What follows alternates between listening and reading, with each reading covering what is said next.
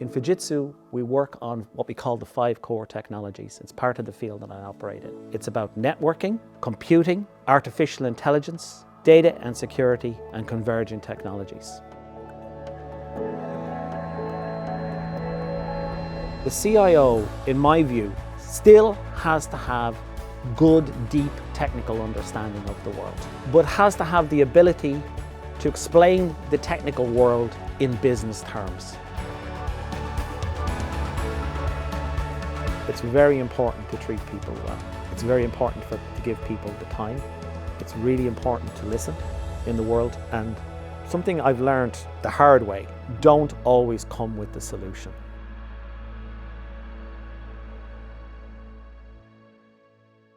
This is CIONET TV. My name is Hendrik Deckers. I'm here today with John Walsh, who is the Vice President and CTO of Fujitsu Europe. A very warm welcome, John. Thank you very much. Good to be here. John, you have 30 years of experience, no less, in our industry. Yep. In different roles as Fujitsu, working with different kinds of clients. And you have a special interest in R&D as well. You spent 3 years in the Fujitsu laboratories, working on accelerating AI learning models and quantum techniques. So, John, tell us a little bit more about yourself. Who are you really? What's your background? And how did you come into this position? So, as you said, I'm with the company for quite a long time. Mm-hmm. I originally studied computer science and applications, was computer applications at the time. Went on to do a degree in mathematics and a degree in electronic engineering, which probably indicated I wasn't quite sure what I wanted to do. Mm-hmm. And I've spent a lifetime studying. When people say to me, you spent 30 years with this company, how can you be so long with the one company? In fact, I was probably with 10 different companies in that time. Mm-hmm. About every 3 years, Fujitsu moved me along to the next thing. So when I came here first, I was a very, very young engineer working in software development, C++, mathematics.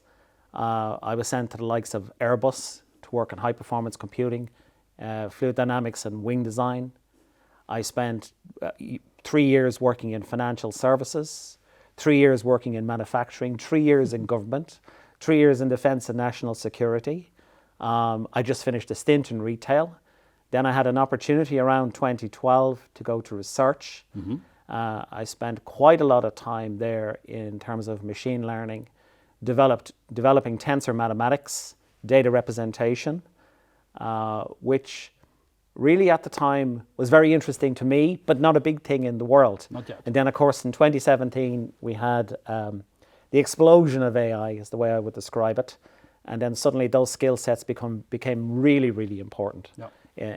In terms of the world, etc. So that's really what I've been doing with myself for the last 30 years. Before that, it was all about study.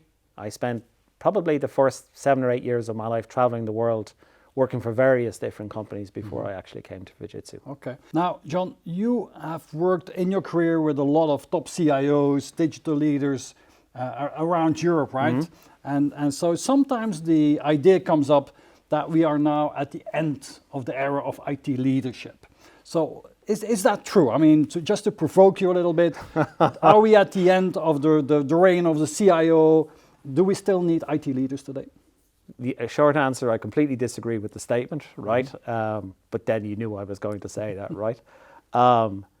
Why do I disagree with it? The CIO, and this, I work with many CIOs, and it's not just in Europe. I'm just back from a couple of sessions in the States, etc. And the CIO, in my view, still has to have good, deep technical understanding of the world, but has to have the ability to explain the technical world in business terms, right? You have to be half a lawyer. The CIO has to be, because you now need to understand the world of compliance, GDPR, EU, AI Act, etc. So you must have a good fundamental understanding of those things. You still need to have a good comprehensive knowledge of the tools. Mm-hmm. I always say the most successful CIOs that I've ever met can explain the business strategy in which they're operating. They understand the business in which they're operating. They understand the strategy of the business. Mm-hmm. and have aligned the IT strategy with the business strategy. Yeah? So they're also a business analyst and have a good comprehension of the business in which they're operating. Yeah. So is the skill set dead or dying? Absolutely not. Yeah, in my view. Yeah. So every IT leader needs to be a business leader today. Correct. Okay. So, but what are, in your experience, the skills and also the mindset that top CIOs have to be able to not only be IT leaders but also business leaders? So, first of all, you need a certain level of flexibility. You do not have a locked view of the world. Yeah.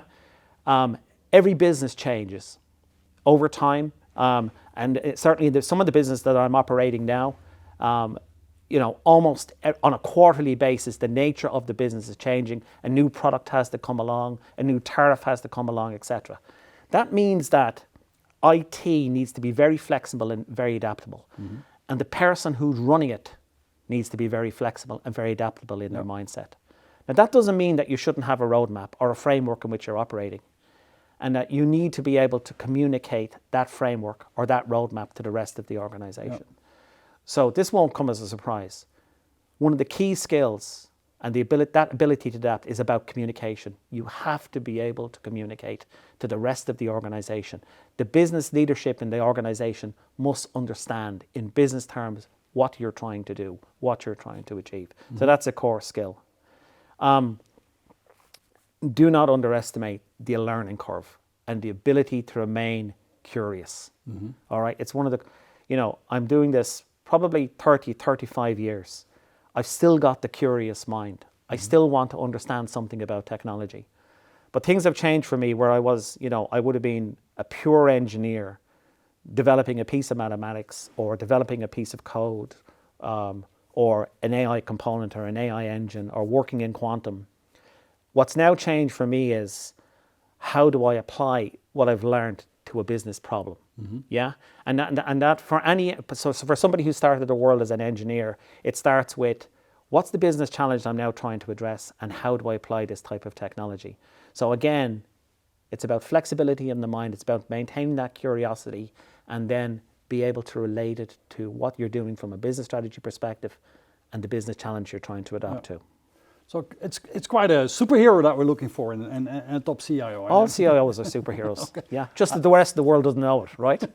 I couldn't agree more. So what do you see as things are changing so quickly nowadays. What do you see as the main challenges for CIOs in the coming, let's say, 5 years or so? So if you just take it at a pure, first of all, a pure technology level, you'll have to talk about AI, all right? And one of the fundamental problems or challenges in the context of AI is that a new tool comes along every single day. Yeah. All right, and the kind of person I am, I feel I have to learn something. I have to learn something about this. I need to understand this, and that's probably a function of the job that I do. Mm-hmm. But the reality of it is, it's impossible to stay on top of every single new development. Now, I'm in a very privileged position in Fujitsu. Mm-hmm. So if you think about where I live and the world in which I operate, first and foremost, I have access to the customers. I have access to the customers in Europe, and I do 3 customer visits every single week. Mm-hmm.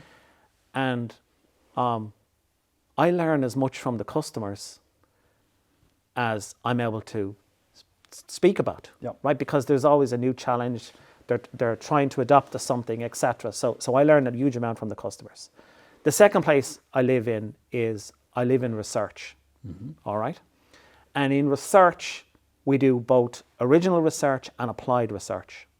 So that means I've got a view which is 3, 5, 8 years out in terms of what Fujitsu is working on, in terms of what's happening in the academic world. And things tend to happen in the academic world before they happen in the business world, etc. So I've got that privilege as well. And then the last piece of the jigsaw is I've access to TSU. And I'll try and minimize the amount of abbreviations in this conversation. TSU is the Technology Strategy Unit at Fujitsu. Mm-hmm. And they develop documents like the Fujitsu Technology and Service Vision. Mm-hmm. And that's a 10-year view of the world, wow. All right?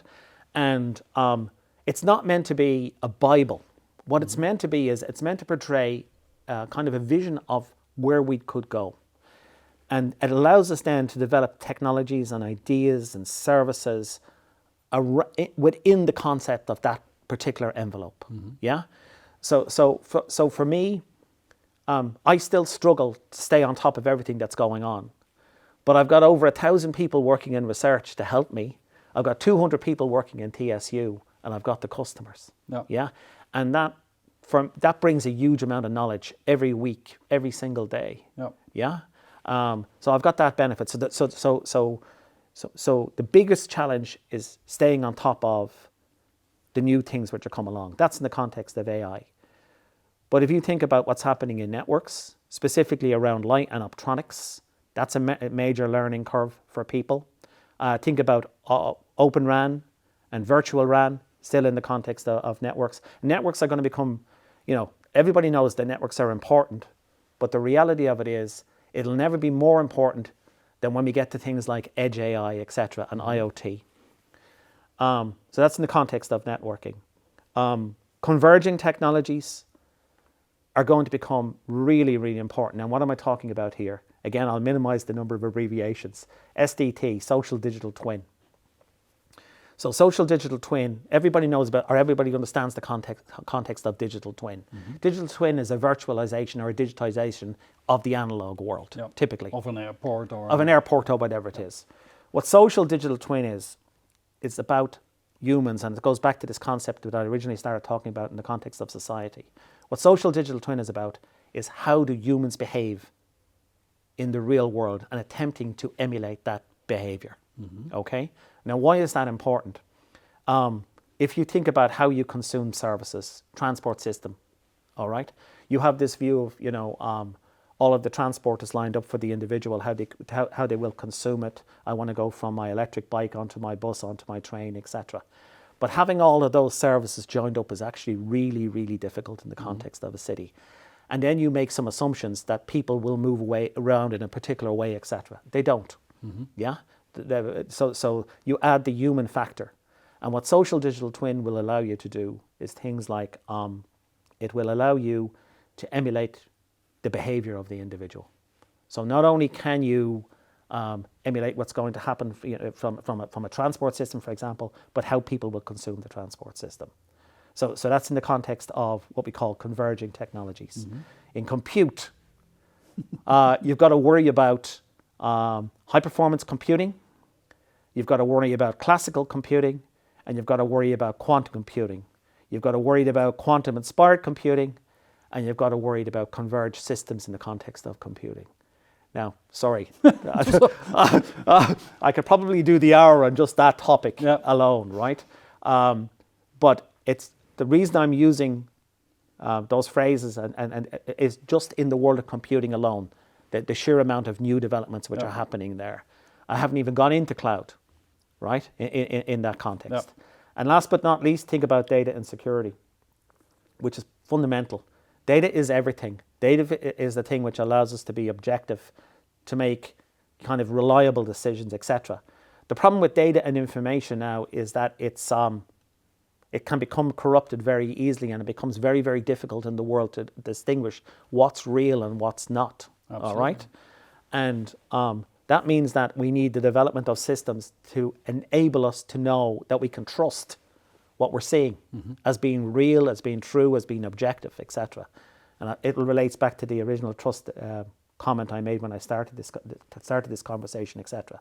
So development of all of those type of systems, and notwithstanding all of the systems that we need to secure AI, and I mean that in the sense of the reliability of the information which is coming from AI and the explainability of AI.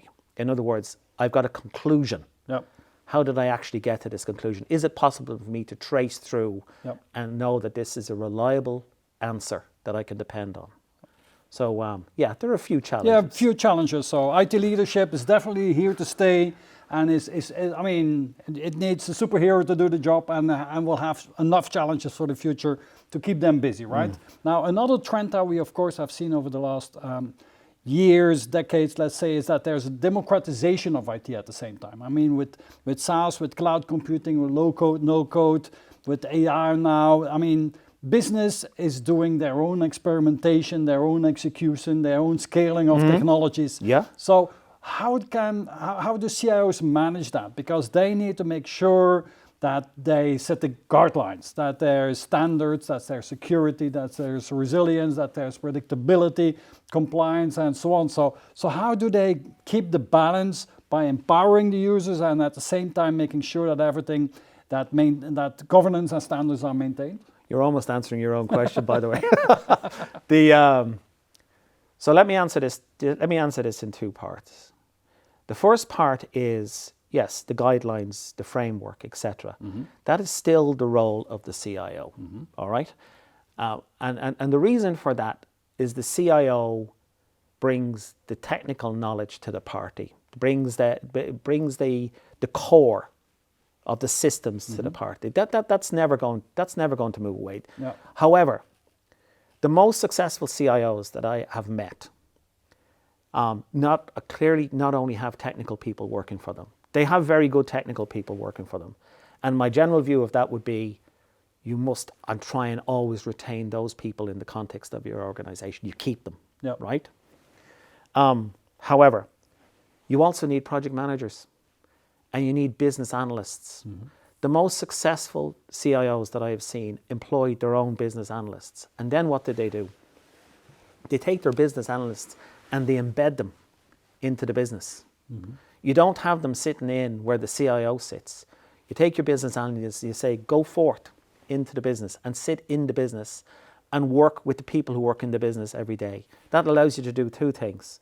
Allows you to understand what's going on in the business because you have your own network embedded in the business. Yep. So you have an independent, objective view of what's happening.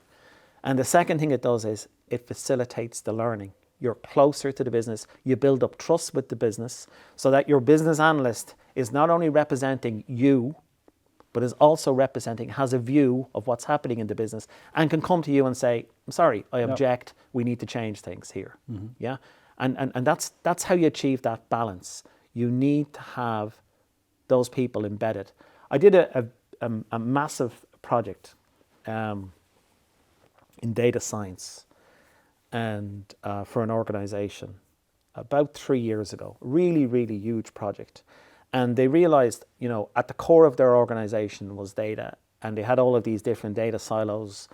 And so we built this a data science superstructure, and we ended up going and hiring about 6 PhDs, guys who fundamentally worked in data science, modeling, etc. That's what was their job. And we created this beautiful thing, and nobody used it. And we're scratching our heads going, what's happening? And the reason being was because the business felt that it was really difficult to impart their ideas, and they felt they would look silly, or they would look, we're not asking the right questions, or we don't understand the technology. And so at one point in the entire exercise, what do? We took our 6 PhDs and we said, go sit in the business. Go and learn the business for the next 6 months. Form the relationships that you need to form. Understand functionally what's happening there, etc. All right? So we didn't create this tower. Originally, we had created the tower, and we said, no, we're doing it wrong. Yeah? You needed another operating model. We needed a different operating model, and the operating model said, fundamentally, get closer to the business. Have a view. The individual should have a view of the business and have a view of the technology, and bring them both together. Yeah?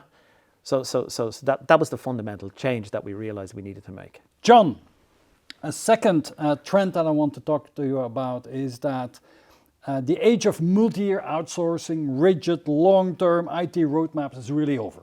It's all about businesses demanding smaller, iterative projects that deliver value quickly. So the role of the CIO again expands, and so they need to build cross-functional teams, like we discussed, and leverage data in a better way to really create this value.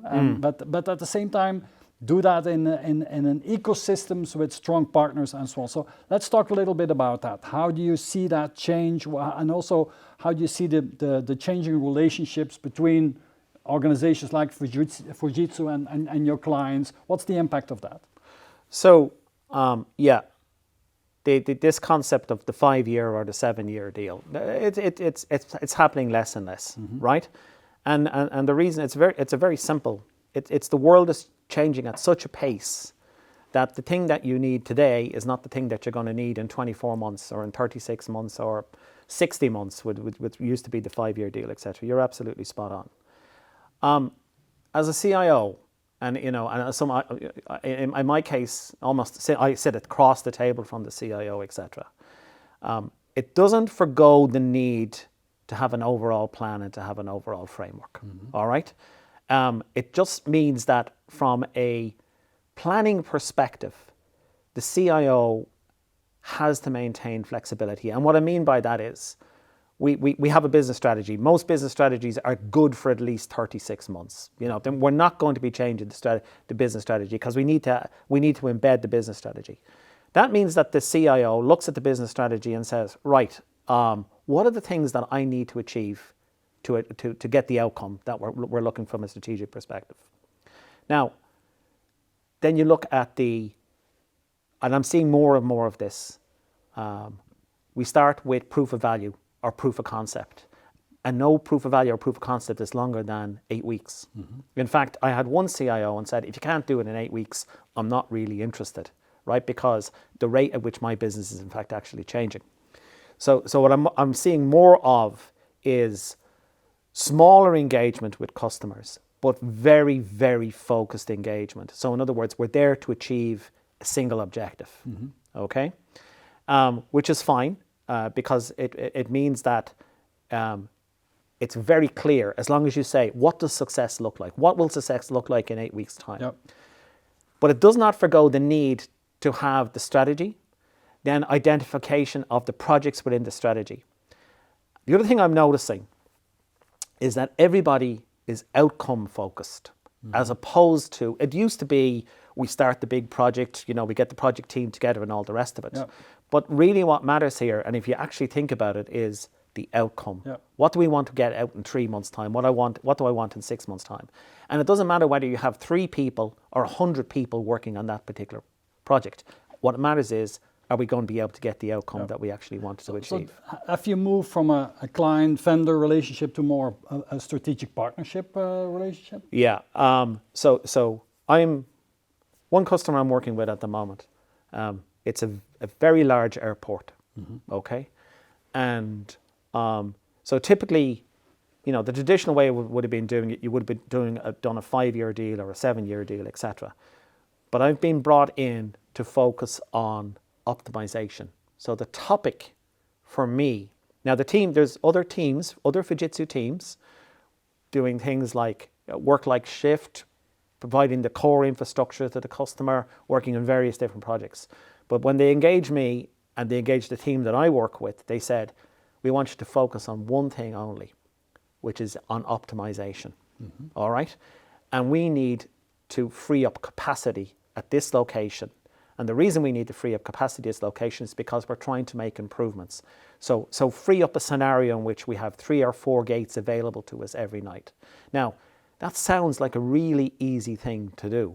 But the reality of it is, in mathematical terms, again, an abbreviation, you're writing things like QUBOs, a quadratic unconstrained binary optimization, all right? A combinatorial optimization type problem. And that's what this is. That's what they're describing to me. So nowadays, I'm sitting with the customer and they're telling me the way we're sitting here right now, and they're telling me in English what their constraints are. And then furiously in the background, I'm having my mathematics team building QUBOs and running them. It's completely up. I mean, the customer doesn't need to know this, but I'm running it on a digitally inspired piece of equipment called an annealer. All right? And I'm coming back with the answers. And then the customer is saying to me, but by the way, John, people get sick, equipment breaks, things change very, very quickly in my world, right? I need the answer to this every 15 seconds. So could you please optimize my configuration for me, but do it every 15 seconds, because my world will change in that 15-second interval. Now, does the customer need to know about all that technology in the background? No, and the business certainly does not. But the business has to be able to describe for me the nature of the constraint, the nature of the world in which we're operating. And that's the kind of project I'm more and more seeing. Yeah. I'm more and more seeing very, very focused. It really helps when the customer has thought through, kind of think through the nature of the problem. Yep. Yeah, understand the constraints that exist in the context of the problem, and then we take it from there. Yeah, it still doesn't forgo all of the things like, you know, managed infrastructure services, applications development, the work-life shifts thing that we bring to the customer in terms of managing the services that the customer's people need to see at the time they need to see them, etc. Those things all still happen. But the real core projects now are about a 2-month or a 3-month engagement. Can you prove that the piece of technology is in fact actually going to work? Yep. That we can make this, can we trial it please? And then, sure, fine, we'll do a 36-month. But more and more you're seeing projects and cost bases which are related to per service month, right? So I'm doing, I'll give you an example. I'm doing AI projects at the moment in video and video analytics. And the way the customer wants to see the number is, they want to see the number in terms of camera month. That's the cost base. All right? So not the usual big project, transition, managed service, etc. Trial it for me, please. Demonstrate that it's going to work, and then give me a cost per camera month. Thank you very much. So it's completely changed the world. Yep. Yeah?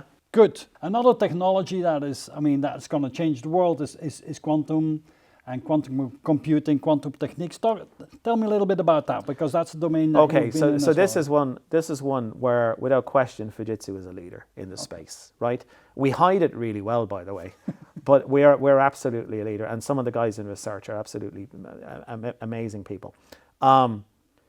So I always say, if someone says to me, I understand quantum physics, then no. I don't, you know, people have an appreciation of quantum physics, as I do, right? And I spent 2 years in this particular field.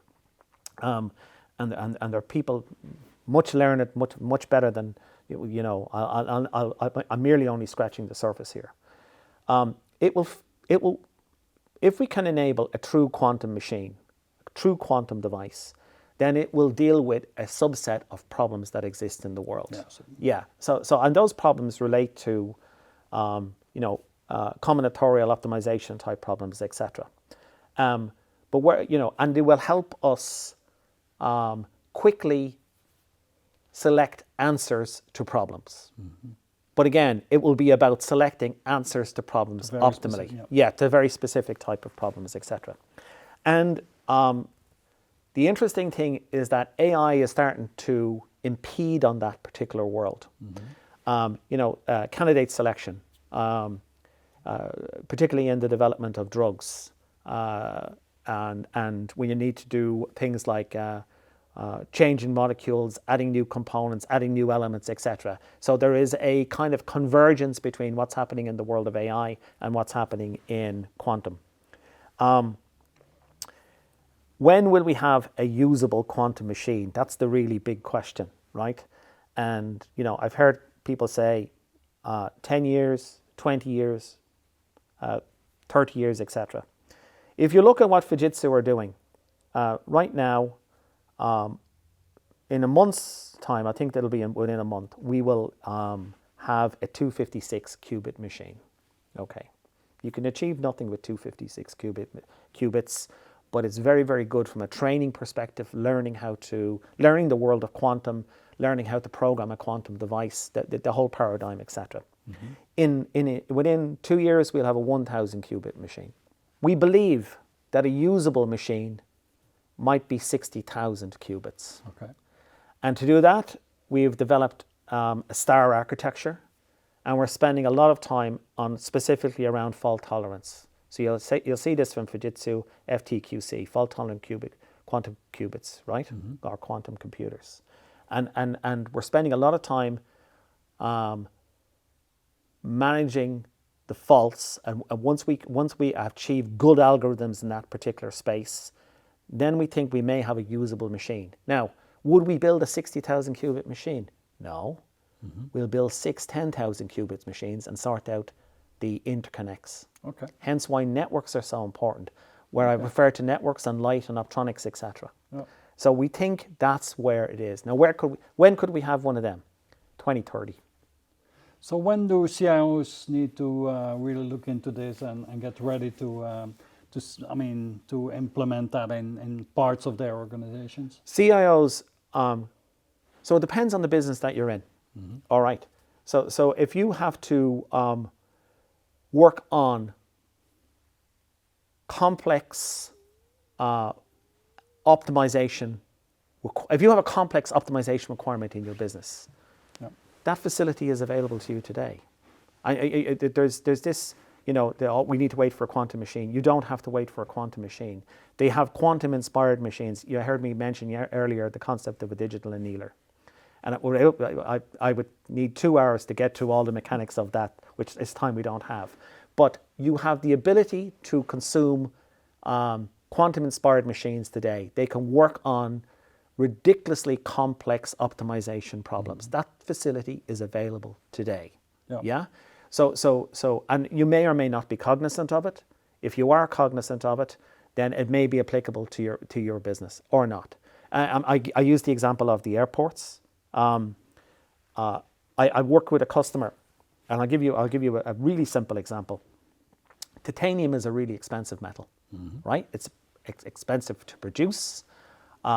You'll find it used in machine parts, etc., that need lightweight but extremely strong. So you take a sheet of this stuff, right? And an optimizationist problem is cut this sheet of titanium so that we get the maximum amount of usable components from the sheet of titanium. Now, that's a complex problem, but it's a problem which is addressable today. Yeah, and that's what. So it's sometimes it's difficult to go from the technology to the actual physical implementation. Do you know? And how would I apply this in the real world? Yep. But they do that in manufacturing today. Okay. Yeah. So we touched already on quite a number of topics, John. The next thing I would like to talk about is a little bit your organization. So tell me a little bit what's the role of the CTO Europe within Fujitsu, and what kind of team do you have? What's your day-to-day work that you do in the organization? Well, my day started today at 4 a.m. and it's the afternoon now. So typically, first of all, the organization in which I operate in. I mentioned there was 3 parts. There is the customer part, which is really important to me. I think they wanted a CTO this time around who came from a customer background. In other words, had spent pretty much all of his professional career with customers. So that very quickly we can get to the number of a problem, etc., or when we're working on a particular type of challenge, right? That was one aspect of it. So I do at least 3 customers a week, all right? And I prepare. When I'm going to meet a customer for the first time, I talk to the people who are working at that customer, if we're working at that customer. I try and learn something about, the business. I research the customer, or I'll have somebody research the customer on my behalf. And it means that I try and land with with a reasonable level of knowledge about the business and the industry, etc., so that the meeting is productive, right? Yeah. So because the most valuable thing to me is time. If people talk about technology and all the rest of it, it's not. The most invaluable thing that any of us have is time, right? Time is the thing. Yeah. So the customer is on one side of this. Then I sit with TSU. I talked about them in terms of the strategy, technology strategy, etc. They have a really good bunch of people. There's about 200 people that work in that unit, and their job is to look forward in terms of what's going to happen in 3 years, 5 years, 10 years, etc. They have all the SMEs, the subject matter experts, and the SMEs represent the different bodies that live inside the research organization, the subject matter experts. So when I need someone, if I don't know the answer to a question, and I don't know the answer to many questions, I go and talk to the SMEs, and the SMEs will help me with a particular topic. Yeah. Yeah. So right now, a lot of my customers help me with the return on the investment in AI, right? Because it's something of a challenge to do something, get the objectively the ROI on AI. So there is a body inside TSU who are working Just on on that. just on that topic. 5 or 6 people who are working on the empirical evidence. In other words, these are the work that we've done with this 1,000 customers. Here's what it looks like from a numbers perspective, right? So that's where TSU live, and they're very important to me. I work with TSU and Japanese colleagues every day. And then last but not least is my research colleagues. And again, they work in the various different fields. I went to Japan this year 5 times. Okay, in the last 12 months, we're in just beginning of February now. I am just back. 2 weeks ago, I was in Tokyo, and I went to the CTO boot camp. Yeah, and the boot camp is literally in Fujitsu. As I said, there's 128,000 of us. There are 4 CTOs in the company. There is Vivek Maharajan, who's the global CTO. There is a CTO for APAC, CTO in Oceania, John Walsh, and one in the USA. Sorry, that's 5. That's 5. And the 5 of us are sitting there. And what happens is the research guy, the head of research for each of the different departments, roll through and tell us exactly what they're working on. And we do that over 2 days. Literally, we do that over 2 days. And the reason for that is we know new material which is coming down along the line. And one of the fundamental differences between Fujitsu and everybody else is that we are happy to bring our research to a customer early. Okay. It's not finished. And I always tell the customer, this is not finished piece of work. Would this be useful in your world? Right? And part of the reason I'm out in Tokyo is because I'm learning that material and then thinking about the customers that I'm working with and how I'd be able to apply it to the customers that I'm working with. So the CTO sits in the middle of the customers, the TSU, and research. Okay. He's the glue. That's how I would describe it. Could you maybe illustrate that with one of the most funky projects that you're working on right now with some of your clients?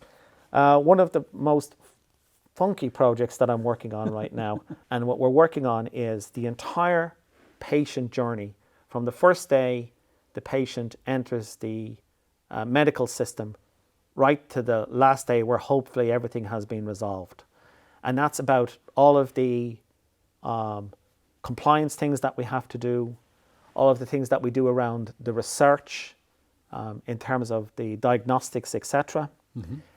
We're now at the point where if I was to look at your skin and take a sample of your skin and then do a gene sequencing of that skin sample, I can give that to the AI, and the AI will compare that to a known good sample, and it will identify right down to the individual sequence element whether or not you have a problem with cancer. It will then go and consult 5 million clinical documents, which is the equivalent of 2 billion individual pieces of information in a graph and 15 billion edges. And it will determine the type of cancer, if you have cancer, what type of subcancer it is, and the recommendations in terms of what we need to do as the next steps, etc. And the drug recommendations, in terms of what is the best cocktail to address the type of cancer that you have, right? And that is something which is going for clinical approval right now. Okay. So what you're saying, I mean, what comes across is that we are at the verge of an immense change in the world of medical and pharmaceuticals. Yeah, we are. But I'm using that as one example because it's the one I'm most familiar with. It's the one that I've worked on. But think about that in the context of the world of engineering, or think about that in the context of the world of material science and developing new materials, etc. we're at a place, and we're at the edge of something which is going to be phenomenal. It's scary in some ways. All right, it's scary in some ways. And when I think about some of the smaller projects that we had worked on over the years and kind of got shelved and then suddenly came back to life because of the developments in the world right now, it's amazing. I wouldn't describe them as funky, but I got the idea. But we're on the verge of, the best way I could describe it is commanding knowledge. Knowledge at your fingertips. Having knowledge at your fingertips. When I did my first degree, it meant 4 years of sitting down with books in a library, cracking the books for 2-3 hours a night, every night, to kind of get to a level of knowledge that was applicable, right? Think about being able to assimilate all of that knowledge and have that knowledge at your fingertips. Yeah? Now, and this is not about search. This is about insightfulness. Yeah? Being able to see through things into something new. Yeah? It's, so like we said, phenomenal. Yeah, interesting times. It is. Absolutely. Yes, certainly. Let's talk a little bit about yourself, John. I prefer talking about technology. Well, it's a deep dive interview, and step by step we're going to go deeper. Yeah. So let's talk a little bit about your leadership. You're leading teams, you're leading projects. How would you describe your own leadership style? I would say, for the people who work with me, I'm difficult. I'm difficult. Okay. I'm quite demanding. Even for the level that I operate at Fujitsu, I like detail. I like working in the detail. It helps me. I have this thing about learning things and understanding things, etc. My style is, I think probably the best phrase to describe it is, I tend to go over the trench first, top of the trench first. I am not a manager. I'm a really poor manager, all right? I can lead, but I prefer leading from the front. Yeah? And I'm not going to ask somebody to do something that I won't be prepared to do myself, all right? And sometimes, I'm working with, I'm fortunate, I'm really fortunate that I'm working with really bright people. And I mean that at both the customer level and at the, at the research guys, at the TSQ guys, etc. And, sometimes you just lead by listening. You just, we used to have this phrase when I was a developer, the cardboard programmer, all right?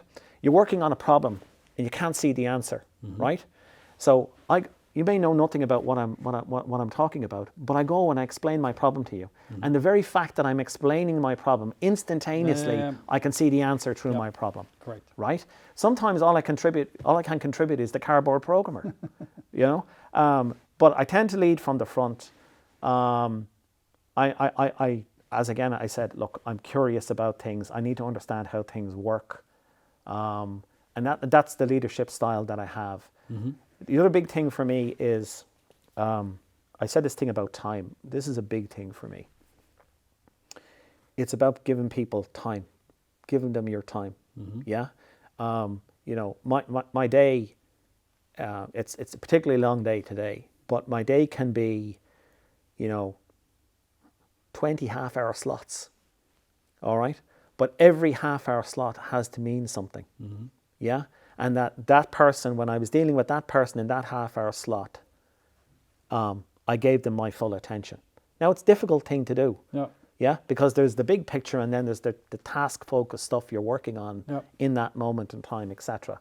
But I think probably my leadership style is definitely over the front, up the front first. If I would go around in the offices and with people that work with you, and I would ask them what they think of you, what do you think that people say about you when you're not around? Probably he's a nightmare.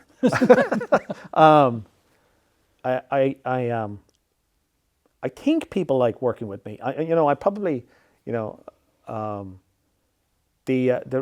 reality of it is, it's never dull. It's not dull. That's for sure. I can right? Understand that. It's not dull. We work hard, and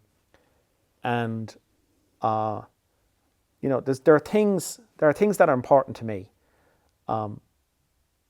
integrity is important to me. Things about, there's a great quote, honor is a gift a man gives to himself. All right? I want to deal with people in an honorable way. Yeah. Yeah? That's really important to me. Yeah? And, I had to do a personality test before I came to this interview, right? And the kind of personality that I have. At a personal level, I have a very small group who work with me all the time. Yeah? And they know the vagaries of my character, and that's important to me. So I don't have a huge friendly network, etc. Do you understand what I'm at? Yeah, I see what you mean. So at a personal level, for me, it's about very tight, close relationships, but with a relatively small team. Yeah. Now we live in a time where top talent is scarce, and especially in our industry. What do you do to make sure that that you attract the top talent around yourself? So I have this idea. Maybe it's naive, all right. And the idea is wouldn't it be amazing when you wake up in the morning, you're happy about your day, all right? And so I'm not talking about jumping out of bed and it's particularly very, very early start this morning. I didn't jump out of bed with a very early start this morning. I lay there thinking about what was going to happen today, but I was looking forward to my day. All right. And when I come to interview people for various different tasks or for various different roles that I'm working with, there's a couple of things that I talk about. I mean, in the world that we live in today, they're interviewing me as much as I'm interviewing them because they want to know, do I want to come work with John or work in Fujitsu or whatever it is? And there's a couple of things that I try to get across. The first thing is you have to be happy to start your day, and ask yourself then the question: am I actually going to learn something today? Is there going to be something new that I have not seen before? Yeah. All right. And it doesn't. Of course, that doesn't happen every day, but I'm going to meet a new customer, or I'm going to work on a new problem, or you know what? It's not going well today, and I'm going to have to work on a really difficult problem. Like, a really sticky problem that, it needs real close order work, etc. But if you want that kind of a day where you're learning things and you're going to be challenged because you're working with a whole bunch of really smart people, right? And they're going to challenge you. A lot of the people I work with are PhDs or at least master's level people. They're very experienced. And even when you're working, you meet younger folk, and they bring a new view of the world. They have a different view of a different way of looking at things, etc.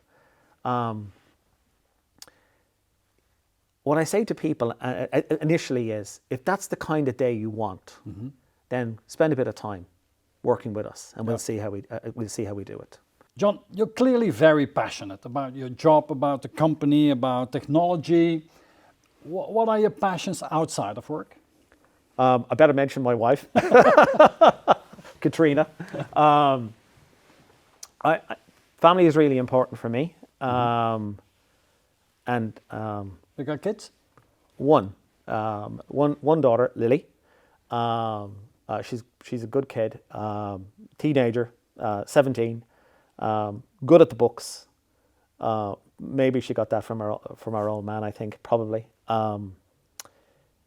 But like everything else, teenager growing up in the world, and in a world which is packed full of information and packed full of social media, and much more difficult as far as I'm concerned. Absolutely. Now than when I was a teenager. We had none of that. There was no internet when I was a teenager, right? You could do stupid things, and you could do a stupid thing, and it never came back. It never came back to haunt you, etc. So very, very different time.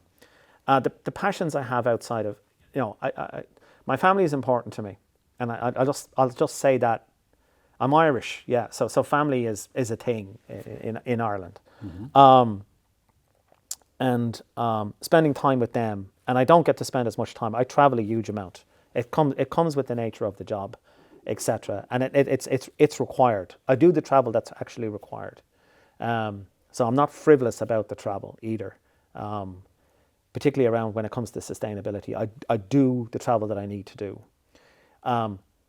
Other passions that I have, I believe it or not, I live on a farm, all right, for a technologist. I live on a horse farm. My wife is what they call a BHS certified. I think it's to level 4 or to level 5. She'll kill me now, but I should know that.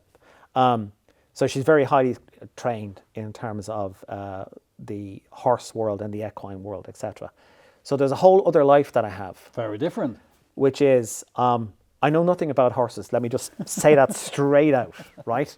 But what I do know about is how to use a shovel, right?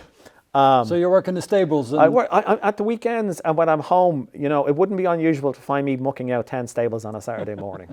Okay, so that's just... That keeps you grounded. Let's face it, yeah, there's nothing more grounding than that exercise, or humbling, to be absolutely honest, right? And the last thing then I have is, I absolutely love motorcycles. Okay, and I like the danger, and I like the speed, and I like the adrenaline. And for anybody who knows me, knows that I ride very, very high-end, high-powered motorcycles. So for the propeller heads in the audience who like motorcycles, it's Ducati Street Fighter V4 SP2. All right. So very, very high-powered bike, but I absolutely love it. And apart from the speed and in the adrenaline, what does it do for me? It does one simple thing. I am totally in the moment when I ride that thing. You have to be. Yeah. You forget about everything else in the world. You're fully operationally aware at that particular moment in time when you're riding that thing. Okay. Now, I don't get to ride it as often as I like. It's not unusual for me to disappear in the middle of the day for an hour and take that thing out for a spin. So what's that called? Zen and the art of motorcycling? It is like total Zen. It is just amazing. It's now I've been doing it a long time. Okay. But I've grown to appreciate it more and more as I got older, and as the job became more complex and required more hours and more thinking time, etc. You can take yourself totally out of it with a half an hour spin on one of those. Yeah. Let's go one level deeper. John, you already told that you've shared your MBTI profile with us, and you're an INTJ in MBTI, so that's also known as the architect. And that's a personality type with introverted, intuitive thinking and judging traits. And these thoughtful tacticians love perfecting the details of life, applying creativity and rationality to everything they do. And the inner world is often very private and a complex one. Interesting. So typical strengths that I'm going to present you of people with this profile is that they're very rational, they're very well informed, they are independent people, very determined to reach the goals that they set, curious by nature and original in their thinking. So which one of these or do you really relate with best? Probably curious, without question. Mm-hmm. That's allowed me to keep fresh. Do you know? But I'm curious about everything. Mm-hmm. I have a tendency to ask too many questions, if you know what I mean. But it's just in my nature. So probably curious. I'm incredibly analytical to the point of being difficult, right? In the sense that, but I don't suffer from paralysis. I have the ability, once I get the data. Mm-hmm. Somebody very smart to me, one of the managers who was very good to me when I started first, said to me, John, make the decision you need to make 30 seconds before you actually need to make it. All right? And I'd be rushing forward trying to assimilate all the data and get everything going, mm-hmm. and to get on top of it all. But he said, no. He said, even if you have all the data available, don't make the decision until 30 seconds before you need to make it. And I said, explain that to me. And he said, it's very simple. He said, you've given yourself the absolute maximum amount of time Something can change at the last second or whatever it is. At that point, you just make the decision, and the decision's now made, and you move on. All right? Yep. And it's a mantra I've totally stayed with all of my professional career. Learn as much as you can, understand as much about the problem as you can, understand as much as you can about the customer, and take the then decision take the decision and go at it. Go ahead. Okay. Yeah? Let's flip the coin. There's not only strengths but also weaknesses in every personality type. So typical development areas, let's call them, for the architects is that sometimes they can be arrogant. Yeah. They can be dismissive of emotions. Yeah. They can be overly critical to themselves or to other people, combative, and some of them are socially completely clueless. So which one of these is the hardest for you to live with, and how do you overcome this? Socially, I can be quite difficult. There is no question. All right. I hope I don't suffer from arrogance. I tend to. I am aware of it, right? But I think people who have known me, and people who know me, I don't tend to stand up on my ego. I don't need to. All right, and that comes about being, you've done the hard work, you've done the miles to get to the answer to the question or work on the challenge or whatever it is. So you're basing it on fact and objectivity, etc. John, you. The end of your 50s, you made quite a career in this huge organization, 30 years at Fujitsu. You've had a lot of success, but I'm sure we all make our mistakes. Oh yeah. Would you be so kind to share with us one of your most brilliant failures that you have made and what you learned from it? Yeah. So at the outset, somebody said to me, it's okay to fail, just don't make a habit of it. And you're not going to learn anything. I've never learned anything from success. And you should also be aware that I'm a very middle of the road guy when it comes to success or failure. I don't get elated on success, and I don't get depressed on failure. Okay. All right. And because it just comes with life, and it comes with the job. All right. I have failed. Of course, I have failed. So I'll give you an example. I was part of the job that I did in my earlier years was problem solving, and things go wrong in projects. They just do. Nobody intentionally starts off with failure in mind, but it goes wrong. And many of the jobs that I had to work on were where things were already gone pear-shaped. All right, and John was brought in to rescue the project. To rescue the project, and that meant that it was, sometimes people would not be happy to see me coming. It didn't indicate goodness in general, right? I was working on solutions where the customer's expectations and the architect's expectations, the solution owner, the people who were designing the work, were very aligned. In other words, they have this typical thing where the customer has expectations which far exceed the ability to deliver. But no, I've worked on projects where both the customer and the technical team were very aligned in terms of the capability and what they wanted to achieve and all the rest of it.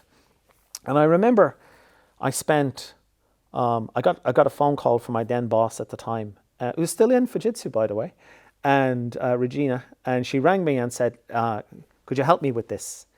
And it was coming up to Christmas. It was like 3 or 4 days before Christmas. And I remember meeting the customer at the time, and it's just not working, John. But the technical team and the customer were completely aligned in the meeting. I'm sitting there going, I don't understand what's going on here. Normally there's a big argument. No, it's just not working. So I said, okay, let's start from first principles. And I gathered all the technical team, the partners who were working on the thing, very, very big team working on this. I had Japanese colleagues working on this. And I sat down and worked on the technology for about 10 weeks. All right, for about 10 weeks. This thing got 10 weeks of my attention, probably 12, 14 hours a day. I was fixated on it because everybody believed it was achievable and we could do it. And I went, okay. So I buried myself in it. And testing, fix, testing, fix, testing, fix, testing, fix. But the whole thing wouldn't work. It simply would not work. Because the collection of technology was too immature. Okay. The collection of technology was too immature. In principle, every single part worked. But when you put the entire solution together, it simply would not work. So what was your big learning from this? My big learning from this, first of all, you know, I had convinced myself at the very beginning this was entirely doable. We could get to where we needed to go to. But I think my biggest learning from this was when you're dealing with something complex, and this was people, process, machinery, software, signaling, you name it. You know, we everything but the kitchen sink was in there to make this thing. I think when you're something ridiculously complex, you know, do not underestimate the complexity. And even though each of the parts will work, it's about dealing with the whole. Yeah, it's about dealing with the entire system. Yeah, and success is not achieved until you've done the entire system and you've got the outcome. Yeah, and it was quite, you know, it took me 12 months. You know, I'd finished, and I went to the customer and said, you know, 70% of what we can do this to 70%. We cannot make 100% on this. So that was a difficult one then. That was a really difficult one. And the customer was disappointed, and the engineering team were disappointed. And I said, guys, is there anybody here who believes that we've gone about this the wrong way? Or there's some, you know, technically it's designed incorrectly or whatever it is. Yeah. And I'm going around the room and the partners and everybody, because I'm not infallible. Of course you can miss things. But the reality of it was, the learning for me was, it was about the entire system. And the entire system had to work. Complexity. The complexity of the system. Yeah. And the simple fact was, the individual components, while they worked, as a whole, were too immature. Okay. Yeah. Couple of questions left for you, John. You have a 17-year-old daughter. Yeah. And so so I want to get to the values level of your thinking. What are the values that you have passed on to your daughter? The core values that you live by yourself? To Lily? I think what's important is to treat people well. Mm-hmm. This is not about, this part of the conversation cannot be about technology. This has to be about the human. Sure. Ultimately, it's the human who consumes the technology, and it's people that I work with every single day. So it's very important to treat people well. It's very important to give people the time. It's really important to listen in the world. And something I've learned the hard way, don't always come with the solution. Mm-hmm. All right, give the time, give the solution time to bubble out. Yeah. Right, and it doesn't matter. You know, I have a habit. It's a habit and a gift, and a failing as well. Sometimes I can see three pages ahead. I can see the answer, right? And but you have to shut up. And shut up. Yeah. Yeah. Just shut up. Yeah. Sometimes more important. And just shut up and let and listen. And just listen. Yeah. Right? Don't, even though the solution might be blindingly obvious, don't go there. Let it just unfold. Yeah. Yeah. So it's about treating people well. It's about giving them time, and don't jump the gun. Give yourself and the rest of the people around you a little bit of time to get to the answer themselves. Yeah. If you had not built a career in technology, John, what other domain would you have been really successful in or passionate about? I don't think I've ever even thought about that. You know, I love working with my hands. All right. I've learned carpentry. Did you? Okay, yeah, I did. And you know, maybe it's not so far away from the engineering thing. And I love building engines. So I can show you motorbikes that I've built. Okay. All right. I love an automotive engineer. The tactile nature. Yeah. I love that tactile nature of working with things and building things, and I've loved that since I was a kid. Okay. Yeah. Super.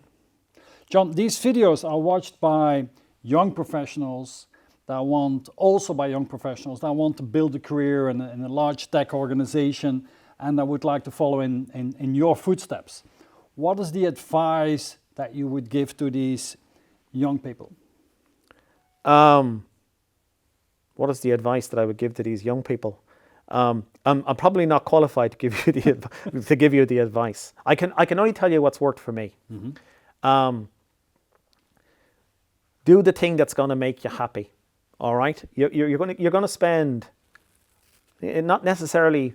I mean, you can change careers. Of course, you can change careers, etc., depending upon what you want to do. But first and foremost, do the thing that makes you happy. That's absolutely fundamental.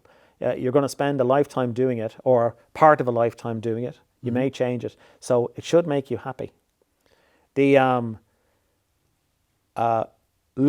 for your entire lifetime. All right. The career you choose should have a learning element in it for your entire lifetime. All right. So that you can learn something new, not every day, but maybe every week or every year, etc. So that you can become, sometimes it's possible to become stale on something, and then you become refreshed by learning something new, etc., or taking a different line or a different path. Mm-hmm. So do something which requires you to learn. Yeah, and just be brave and fearless. The world's in front of you, and kind of and embrace it. Yep. Yeah. I know the world at the moment, when you look around the place and kind of see the state of the universe, it's kind of very easy to become negative and skeptical. But you've also got to stay positive, and there are many things to be positive about in the world. Yeah, and enjoy being young as well. By the way, yeah, don't lose sight of that. And on that note, John, thank you so much for your time. Thank you for the brilliant conversation. You're very welcome. We could have gone on for many more hours, but I think we can wrap it up here. Thank you so much. You're very welcome. Cheers. Thank you.